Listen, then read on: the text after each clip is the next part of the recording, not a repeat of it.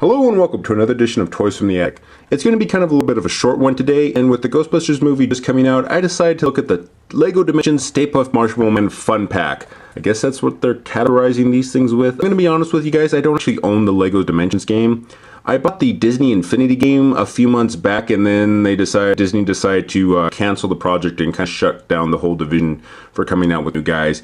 So I'm a little gun shy in getting into the LEGO Dimensions set and getting into another game where you got to buy a lot of little figures to play it.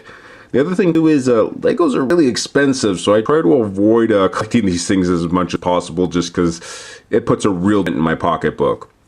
However, because this was Stay Puft and it's Ghostbusters, yeah, I kind of had to get it. If you've seen some of my other videos on my channel, then you know I'm actually a really big fan of the Stay Puft Marshmallow Man from Ghostbusters. The box art is actually pretty simple. I mean, just see the little Lego Stay Puft right here, the little Terror Dog accessory that it comes with, and Stay Puft looking kind of mischievous right up here. And then the suggested age is 7 to 14. And as Will Ferrell said, it's just a suggested age.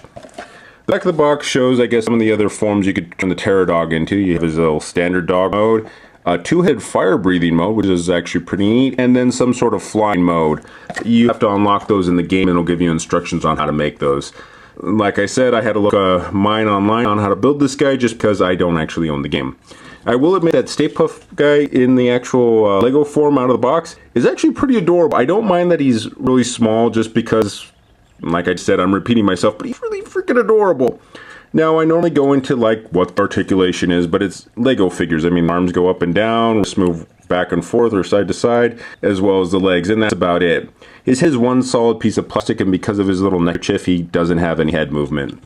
I have seen some footage of him in the game where he can kind of grow kind of big and run around. He runs a little bit silly in my book, but he's still kind of adorable in the game. It's also kind of neat to see him like when he's bored or idle for too long, he'll actually bite his hand off, eat it, and then he'll just pop right back out. The little stand that comes with has the little Stay Puft coloring right here. You see his little blue for his neckerchief, a little white for his body, and the little Ghostbusters logo right there. And he stands pretty good on it. The Terror Dog, I was a little bit iffy seeing it on the box art, and I will say after building this guy, he has kind of grown on me just of how he looks.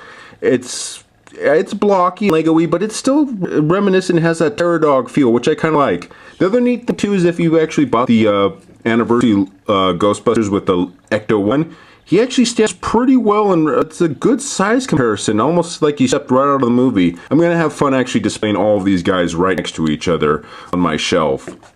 Now, I will say that, yeah, I could actually put the Terror Dog into some of the other forms. I could look those up. My leg came off right here. Let me try to get that back on here. Anyways, I was going to say, I could put him in some of his other modes, like his two-headed fire-breathing mode or his flight mode, but I like the traditional Terror Dog look himself. It's like what came out of the movie, what was shown in the cartoon, so yeah. He does come with a few extra parts, I can only guess, to actually help put him into some of those other modes. But I've neatly stored them on my shelf as well. I don't want to actually lose them. That's one small thing about Legos, though, but he lost until you actually step on them. There's not really much else to say about this little fun pack. It is still kind of expensive, though, just for these two little figures and a little bit of electronics that I'm not going to use. Still, it's Stay Puft, and I'm happy I got them. Anyways, this has been a look at the LEGO Dimensions Stay Puft Marshmallow Man playset. Once again, thank you for watching. If you enjoyed what you see today, please help me out by sharing, liking, or even subscribing. Comments and advice are also appreciated. Who knows, some you suggest may appear on the show in the future.